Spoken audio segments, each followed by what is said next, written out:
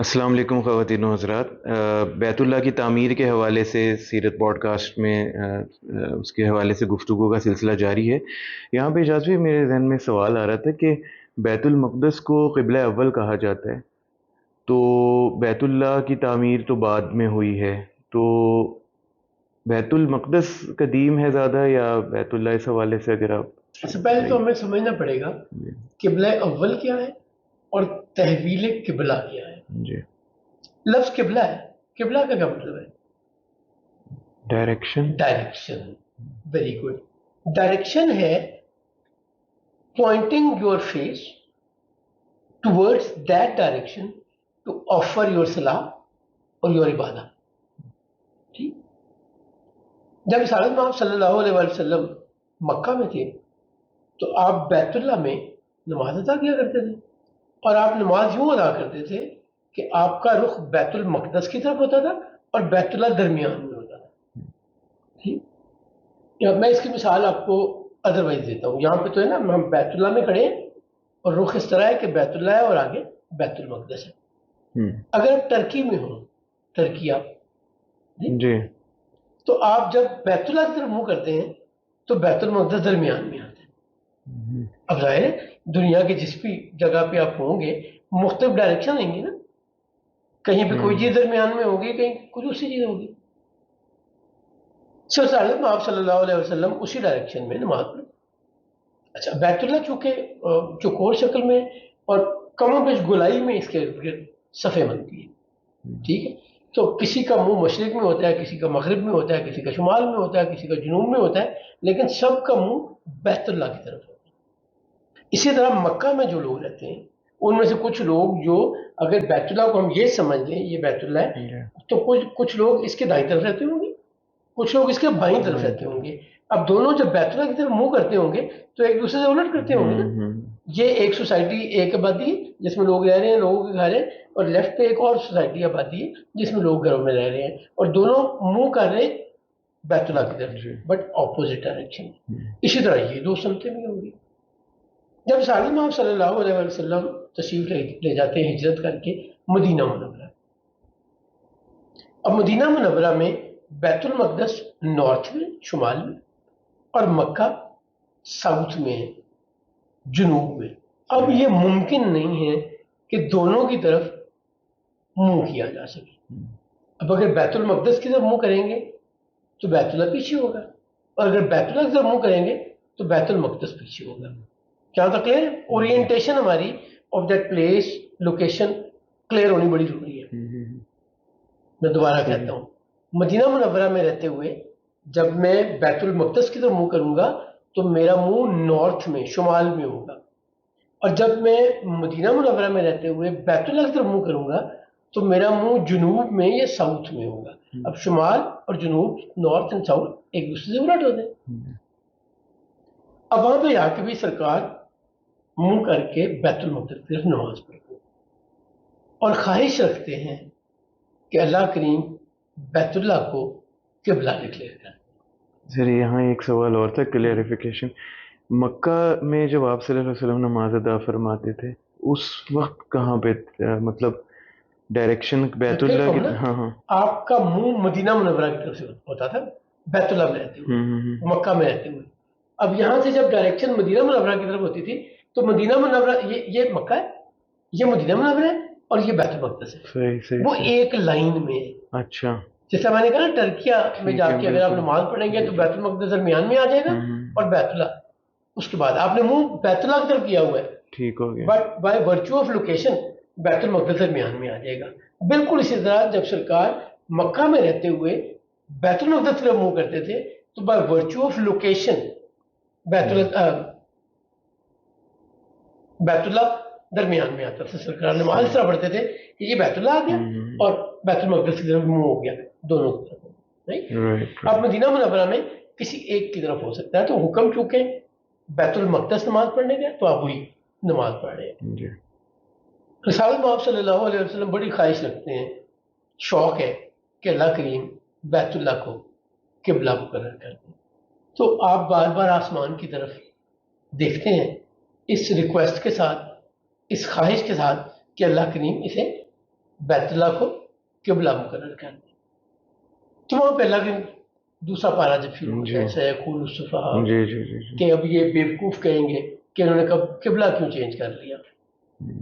یہودیوں نے پوری کیمپین چلائی اس پہ ہم جب تحویل قبلہ پہ مدینہ منورہ کے دور میں آئیں گے تو ڈیٹیل سے بات کریں گے. سرکار ختم مرتبہ نماز پڑھ رہے ہیں ظہر کی بنی سلمہ کی مسجد میں, تو اللہ کریم فرماتا ہے وہی دوسرے پارے کے شروع میں سورہ بقرہ میں کہ ہم بار بار آپ کا چہرہ انور آسمان کی طرف اٹھا کر دیکھنا, نظریں اٹھا کر دیکھنا, آپ کی خواہش کے مطابق بیت اللہ کو قبلہ مقرر کر دیں گے. اور ساتھ ہی حکم دیتا ہے کہ آپ منہ پھیر لیجیے, اپنا چہرہ انور پھیر لیجیے بیت اللہ کی طرف. تو نماز کے دوران ہی رسالت مآب صلی اللہ علیہ وسلم نے 180 ڈگری اچھا شمال کی طرف منہ تھا, یہ حکم آنے پہ جنوب کی طرف منہ کر لیا.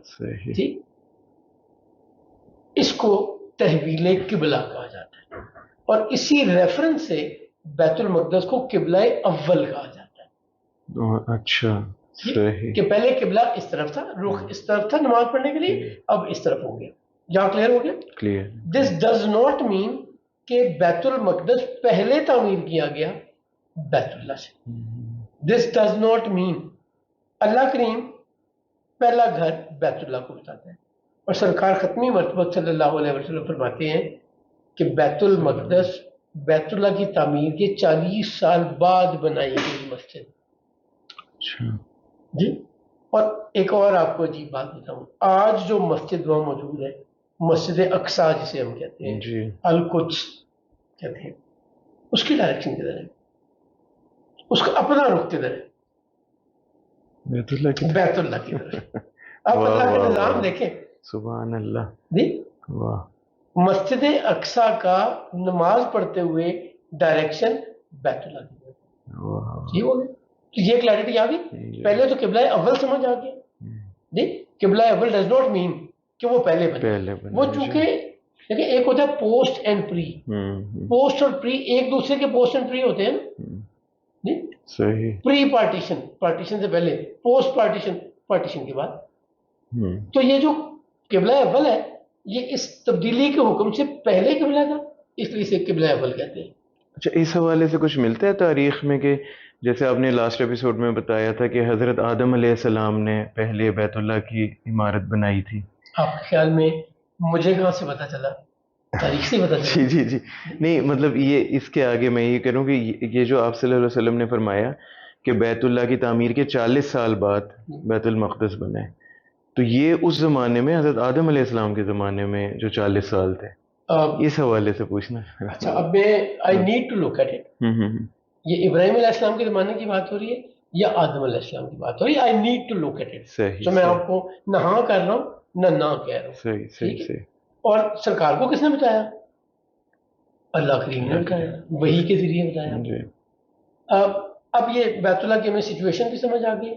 وہ وادی میں بنا ہوا ہے, وادی میں سب سے نچلی جگہ پہ بنا ہوا ہے, اور آج کا بیت اللہ نہ دیکھے, میں آگے نہیں آ رہا ہوں. اور پہاڑ کاٹ کے کھلا بھی کر لیا, عمارت بھی بڑی بنا لی, اس کا لیول بھی چینج کر دیے. آج گاڑی میں آپ جائیں جہاں آپ رکتے ہیں تو آپ اسی لیول پہ کم و بیش جاتے ہیں جہاں پہ مطاف جس میں طواف کیا جاتا ہے. 2-3 سیڑھیوں کا 4 سیڑھیوں کا فرق ہے. اس وقت سارے پہاڑ ہیں اور بالکل درمیان میں اللہ کا گھر بنا ہے. اب اگر بارش ہوگی تو کیا ہوگا؟ پانی اکٹھا ہو, سارا پانی وہاں اکٹھا ہوگا. اگر سیلاب آئے گا تو پانی کہاں جائے گا؟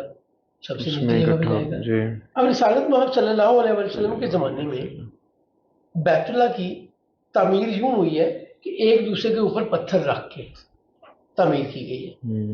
یعنی سرکار کے زمانے کی تعمیر سے پہلے جو تعمیر تھی وہ بغیر کسی بانڈ کے صرف پتھر رکھ کے ایک دوسرے کے وزن کے ساتھ کی گئی.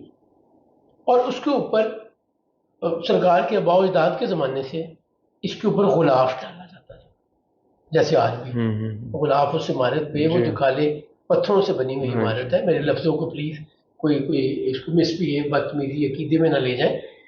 بلیک سٹونز ہیں جن سے اس جگہ کے پتھر ہیں جن سے اس عمارت کی تعمیر کی گئی, جس کے اوپر کالا غلاف, کالے رنگ کا کسوا جسے کہتے ہیں, بڑی خوبصورت خطاطی اور گولڈن کلر میں بنا ہوا. یہ پہلے بھی ایسے ہی تھا. اور اس کے اوپر اونی وولن یا لیدر کا غلاف. اچھا لیدر بڑا کامن ہے مکہ میں. کیوں کامن ہے؟ وہاں پہ لوگ آتے ہیں اور آ کے قربانی کرتے ہیں. بائی ورچو آف قربانی وہ بھیڑ کی قربانی کریں, لیمب کی قربانی کریں, گوٹ کی قربانی کریں, یا کاؤ کی کریں, یا اونٹ کی کریں, کیمل کی, گائے کی, کسی کی, تو ہر ایک میں کھال تو آنی ہے نا. جی. سو چمڑا تو وہاں پہ ہمیشہ ہی ان ابنڈنس رہا, وافر رہا.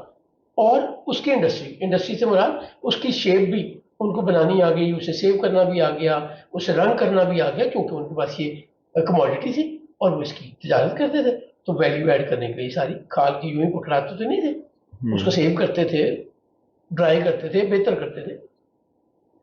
نمبر 2 اون وولن وول کہاں سے آتی تھی؟ وہ بھی انہی جانوروں کی اون تھی جس سے وہ وولن کلاتھ اور چیزیں بنایا کرتے تھے. تو بیت اللہ کے اوپر وولن یا لیدر کا غلاف پردوں کی شکل میں, یعنی آج ہم ایک پیس میں دیکھتے ہیں, پورا چاروں طرف ایک پیس ہے اور درمیان میں دروازے کی جگہ پہ یوں کر کے, جیسے کرٹن آپ کھڑکیوں کے سائڈوں پہ باندھ دیتے ہیں, ایسے شیپ میں اسے اتنے حصے کو علیحدہ سے باندھ دیتے ہیں تاکہ دروازہ نظر آئے بیت اللہ کا. جی اس کی اپنی خوبصورتی بھی ہے اور انٹرنس بھی ہے, یوٹیلیٹی بھی ہے. تو یہ اون اور لیدر سے بنا. اس کو, اور وہاں پہ خوشبو کے لیے بیت اللہ میں لکڑی جلائی جاتی تھی, خوشبودار لکڑی, اود کی لکڑی. آج بھی اگر آپ وہاں جائیں تو وہاں پہ آپ کو خوشبو ملتی ہے اود کی.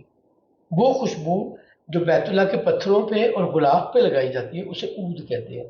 تو وہی فریگرنس آپ کو پرفیوم کی صورت میں ملتی ہے ارد گرد کی دکانوں سے. باقی مڈل ایسٹ میں بھی مل جاتی ہے, آج تو آن لائن بھی مل جاتی ہیں چیزیں. تو وہ اس زمانے میں لکڑی میں کنٹینر میں لکڑی رکھ کے جلائی جاتی تھی تاکہ اس کی خوشبو, جیسے اگربتی ہے ہمارے یہاں, بالکل ہمارے یہاں اگربتی کیا کرتے ہیں, اس کو آپ آگ لگاتے ہیں, وہ جو سلگتی رہتی ہے وہ خوشبو آتی رہتی ہے. تو یہی کانسیپٹ اس وقت لکڑی کی صورت میں. تو لکڑی کی آگ جلائی گئی خوشبو کے لیے. تیز ہوا آئی اور اس نے لپیٹ میں لے لیا اس غلاف کو, اس کو بھی آگ لگ گئی. اب اس زمانے میں فائر بریگیڈ نہیں ہے, آج کل کے فائر ایکسٹنگوشر نہیں ہے. اس وقت تو یا ریت پھینکیں گے اوپر یا پانی, اور پانی مکہ میں بڑا ہی ناپید ہے, کہیں سے جا کے لانا بڑا مشکل تھا. تو اس آگ سے کیا ہوا کہ اس میں عمارت کو بھی, دیواروں کو بھی آگ لگ گئی الٹیمیٹلی, اور اس میں کریکس آ گئے. اور اس زمانے میں بیت اللہ کی چھت نہیں ہوتی تھی, صرف دیواریں تھیں, ان میں دروازہ تھا. اور دروازے میں بھی یہ جو ہم بند کرنے والا کواڑ جسے کہتے ہیں اردو میں, وہ ڈور نہیں تھے.